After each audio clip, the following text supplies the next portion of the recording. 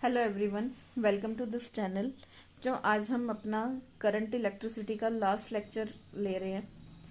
इस लेक्चर के अंदर आज हम क्या करेंगे, हम एनर्जी को, इलेक्ट्रिक एनर्जी को, पावर और हीट एनर्जी या हीटिंग इफेक्ट को कंप्लीट करेंगे, ये कवर करेंगे। ठीक है, सबसे पहले बात आती है बेटा इलेक्ट्रिक एनर्जी की। इलेक्ट्रिक एनर्जी क्या होती है, हमने जब वीडियो की स्टार्टिंग में पढ़ा था कि करंट जब पास करता है किसी सर्किट के अंदर से तो वहां पे क्या कहते हैं हम कि इलेक्ट्रिसिटी होती है।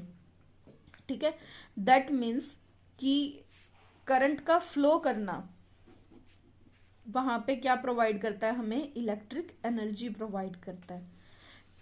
ठीक है, आया समझ में कि हम जब हमारे सर्किट के अंदर से करंट फ्लो करता है तो वहां पे हमारे पास इलेक्ट्रिक एनर्जी होती है, यानी इलेक्ट्रिसिटी की वजह से जो हमें एनर्जी मिलती है वो हमारी इलेक्ट्रिक एनर्जी होती है।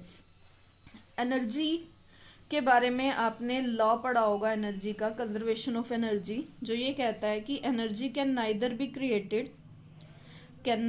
Created nor be destroyed. ठीक है, ना तो हम उसको डिस्ट्रॉय कर सकते हैं और ना ही हम उसको क्रिएट कर सकते हैं। तो ये इलेक्ट्रिक एनर्जी कहाँ से आई, फ्लो ऑफ करंट की वजह से या फ्लो ऑफ चार्जेस की वजह से। ठीक, अब हम इसका एक्सप्रेशन करते हैं। इसका एक्सप्रेशन देखो, मान लिया मेरे पास एक ये सर्किट है जिसमें मैंने एक रेजिस्टेंस लगाया आर। ठीक है, एक सेल लगा दिया मैंने इसमें जो हमें V वोल्ट सप्लाई कर रहा है, साथ में मैंने एक की लगा दी और इस की को क्लोज कर दिया। ठीक, अब जैसे इस की को क्लोज किया तो इसमें से आई करंट फ्लो करना शुरू करेगा। ठीक, तो अब इसमें अगर मैं ये देखूं कि करंट तो फ्लो कर रहा है, अगर मैं इसमें चार्जेस की वैल्यू निकालूं तो चार्जेस क्या हो जाएगा, चार्ज की वैल्यू हमारे पास हमें पता है I is equal to Q by T होता है। यहां से क्यू की वैल्यू आ जाएगी आई टी। ठीक है, ये हमारे पास फर्स्ट इक्वेशन आ गई। अब इस करंट को यहां से यहां तक पूरे सर्किट में फैलने के लिए जो मुझे वर्क डन करना पड़ा वो कितना हो जाएगा, वी क्यू। ठीक है, वी क्यू क्या हुआ, वी क्यू कहां से आया, मेरे पास वोल्टेज का पोटेंशियल डिफरेंस का फॉर्मूला है work done per unit charge. तो यहां से मेरे पास डब्ल्यू की वैल्यू आ गई वी क्यू। ठीक है, आप सेकंड से क्यू की वैल्यू को यहां पुट कीजिए फर्स्ट से, W is equal to V I T. ठीक है, ये हमारे पास क्या है, एनर्जी का फॉर्मूला है। W जो अपने वर्क डन किया, वर्क डन को हम यहाँ पे किसके रिसेंबल में लिख सकते हैं, इलेक्ट्रिक एनर्जी के, क्योंकि देखो जितना जो करंट फ्लो कर रहा है वहां पे हम उस वजह से हमारे पास क्या इलेक्ट्रिक एनर्जी तो आ रही है। ठीक है, फ्लो ऑफ चार्जेस हमें इलेक्ट्रिक एनर्जी दे रहे हैं, तो वो इलेक्ट्रिक एनर्जी किसके इक्वल हो गई, वी आई टी के। ठीक है बच्चों, यहां से हमारे पास क्या फॉर्मूला बना, W is equal to V I T. W के साथ आप इसको इलेक्ट्रिक एनर्जी भी लिख सकते हो। यहाँ पे बच्चों अगर मैं थोड़ा सा ओम्स लॉ लगाऊं, by Ohm's law, Ohm's law से अगर V की वैल्यू निकाली जाए तो वो क्या आ जाएगी, V is equal to I N. उस वैल्यू को आप यहाँ पुट कीजिए तो W is equal to I square R T आ जाएगा। सिमिलरली अगर मैं I की वैल्यू निकालूं वहां से तो I की वैल्यू क्या होगी, V बाय आर। तो यहाँ W की वैल्यू आ जाएगी V square by R T. तो हमारे पास तीन फॉर्मूले हो गए, W is equal to electric energy is equal to V I T equal to I square R T and is equal to V square by R T. ये हमारे पास तीन फॉर्मूले आ गए इलेक्ट्रिक एनर्जी के। ठीक है, अब हम बात करते हैं इलेक्ट्रिक पावर की। पावर क्या होती है बेटा, रेट ऑफ डूइंग वर्क, मतलब दिए हुए टाइम में मैं जितना काम करती हूँ वो मेरी पावर है। Power is equal to W by T. W की वैल्यू हमने ऊपर निकाली है, क्या है, वी आई टी। ठीक है, तो डिवाइड बाई टी, यहां से पावर का जो फॉर्मूला बना वो क्या बन गया, वी आई। अब सेम ही चीज है बेटा, जैसे मैंने ऊपर ओम्स लॉ लगाया था, जब आप ओम्स लॉ लगाओगे तो यहाँ पे क्या होगा, अगर V की वैल्यू ओम्स लॉ से निकाली जाए तो वो आई आर होगी, तो वहां P की वैल्यू क्या आ गई, आई स्क्वेयर आर। और अगर आप ओम्स लॉ से ही I की वैल्यू निकाल लोगे V बाय आर, तो वो क्या इंप्लाइज करता है कि P is equal to V square by R. ठीक है, अब यहां से हमारे पास तीन, P is equal to V I, P is equal to V square by R और P is equal to I square R. ठीक है, अब अगर इसका थोड़ा सा रिजल्ट देखा जाए, इसका कॉन्सिक्वेंस देखा जाए, तो क्या बना कि जो P है वो डिपेंड कर रहा है मेरे पास, या इस पावर के फॉर्मूले से मैं क्या दो बातों का पता लगा सकती हूँ, और वो क्या है कि इसका रेजिस्टेंस कितना होगा और सेफ लिमिट ऑफ करंट क्या होगी, सेफ लिमिट ऑफ करंट। अब देखो बच्चों, आप कभी भी उससे लेके आते हो, अच्छा इससे पहले एक बात बताती हूँ, SI यूनिट ऑफ पावर जो होती है मेरे पास वो क्या हो जाएगी, वॉट।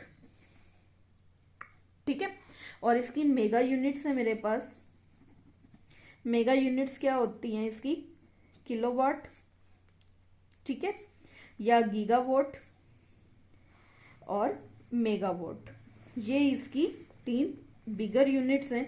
अगर आप इसको देखना चाहो तो 1 किलोवाट क्या हो गई मेरे पास 10⁻³ वॉट्स, 1 मेगावाट क्या होगी 10⁻6 वॉट, और 1 गीगावाट क्या हो गई 10⁻9 वॉट। ठीक है, अब अगर आप देखो कि जब आप मार्केट से कोई बल्ब लेके आते हो तो उसके ऊपर ना मेंशन होता है कि 100 वोल्ट और 220 वोल्ट, यानी कि जो हमारा बल्ब है वो हमें 220 की वोल्टेज की सप्लाई पे 100 वोल्ट पावर देगा। ठीक है, इसका मतलब ये होता है, this is called as power rating, इसको हम पावर रेटिंग कहते हैं। अब ये दोनों चीजें तो आपको दुकानदार बता देता है कि हाँ आपको कितने वोल्ट का बल्ब चाहिए, आप 100 वोल्ट का बल्ब है तो वो आपको 220 वोल्ट पे 100 वोल्ट देगा। ठीक है, लेकिन इस वैल्यू से हम क्या कर सकते हैं, हम अपना रेजिस्टेंस और इस बल्ब के अंदर से कितना करंट जाना चाहिए उसकी वैल्यू हम निकाल लेते हैं। ठीक है, और वो निकालते हैं हम इस फॉर्मूले से। ठीक है, ये बात समझ में है कि ये पावर रेटिंग आपको ये चीज देखो कॉमन है, जब भी हम मार्केट से कुछ लेके आते हैं तो हमारे पास क्या होता है, उसको पावर होती है और वोल्ट होता है, उसकी पोटेंशियल डिफरेंस कह सकते हो या वोल्टेज कह सकते हो। वहां से हम ये दिखा सकते हैं कि उसका रेजिस्टेंस कितना होगा और वो कितनी करंट पे काम करेगा। ठीक है, कमर्शियल यूनिट की, कमर्शियल यूनिट कौन ऑफ एनर्जी, कमर्शियल यूनिट कौन सी होगी जिसमें देखो आपको पता है इलेक्ट्रिक एनर्जी हमारे घरों में यूज होती है, तो नेचुरली आपके पास बिल भी आता है ना, फ्री में तो कोई हमें इलेक्ट्रिक एनर्जी देता नहीं है, तो वो बिल क्या होता है, वो हमारे पास कमर्शियल यूनिट के बेस पे आता है। कमर्शियल यूनिट ऑफ एनर्जी होती है किलोवाट आर, यानी कि जो आपका मीटर है वो मीटर क्या मेजर करता है, हमारी किलोवाट आवर में हमारी एनर्जी को मेजर करता है कि हमने 1 घंटे में कितनी वॉट एनर्जी यूज की है। ठीक है, कितनी किलोवाट हमने पावर यूज की है, तो अब वो हमें क्या बताएगा, इसको हम बोलते हैं यूनिट।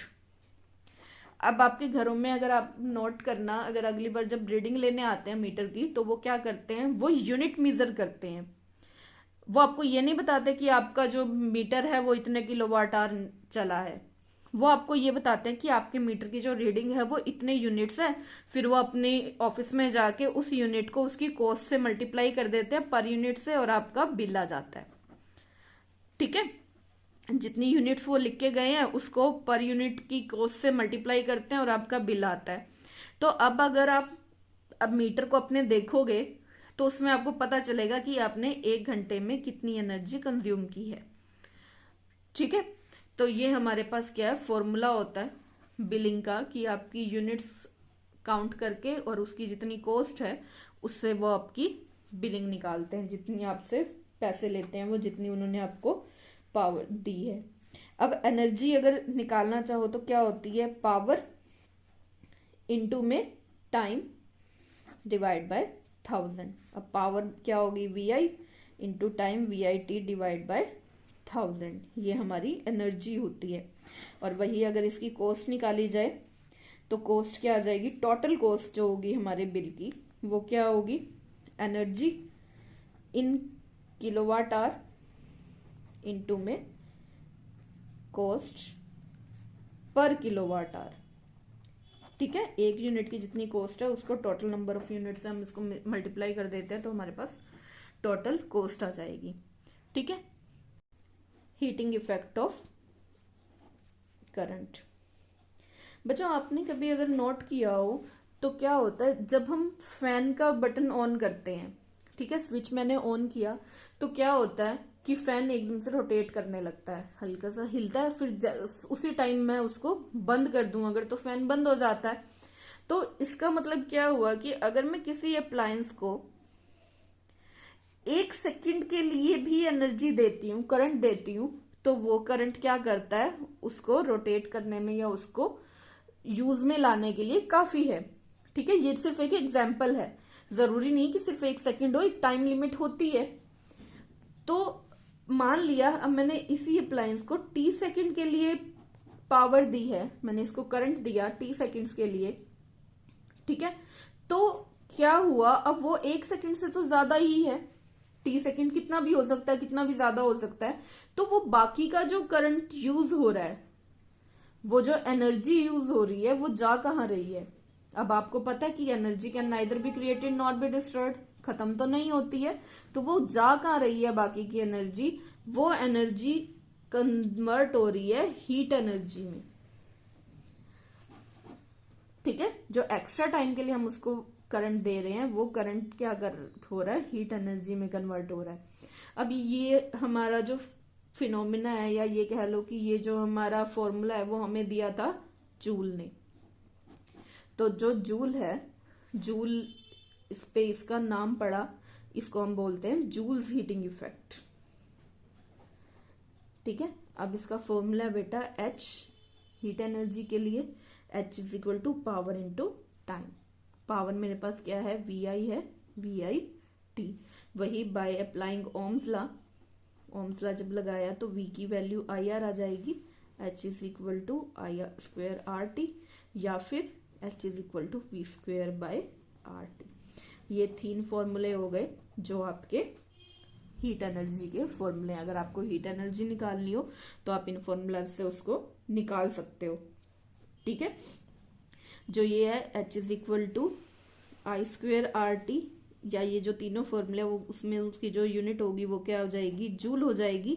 अगर आपको इसको कैलोरीज में निकालना है तो कैलोरीज में क्या होगी, H इज इक्वल टू, इसको आप 0.24 से मल्टीप्लाई कर दोगे I स्क्वेयर RT, और ये हमारी कैलोरी में आ जाएगी। जैसे आपको पता है SI यूनिट हमारी हीट एनर्जी की कैलोरी होती है, तो वो 0.24 से आप इसको मल्टीप्लाई कर दीजिए तो आपकी वो कैलोरीज में आ जाएगी। ओके, आपका ये चैप्टर यहाँ फिनिश होता है। इसके न्यूमेरिकल्स हो गए। होप सो कि मैं नेक्स्ट वीडियो में इसके न्यूमेरिकल्स आपके साथ डिस्कस करूंगी। इस वीडियो में आपको कोई भी डाउट हो तो आप कमेंट सेक्शन में जाके और वहां पे मुझे मैसेज कर सकते हैं। मैं साथ के साथ कोशिश करूंगी कि आपका जो डाउट है वो क्लियर हो जाए।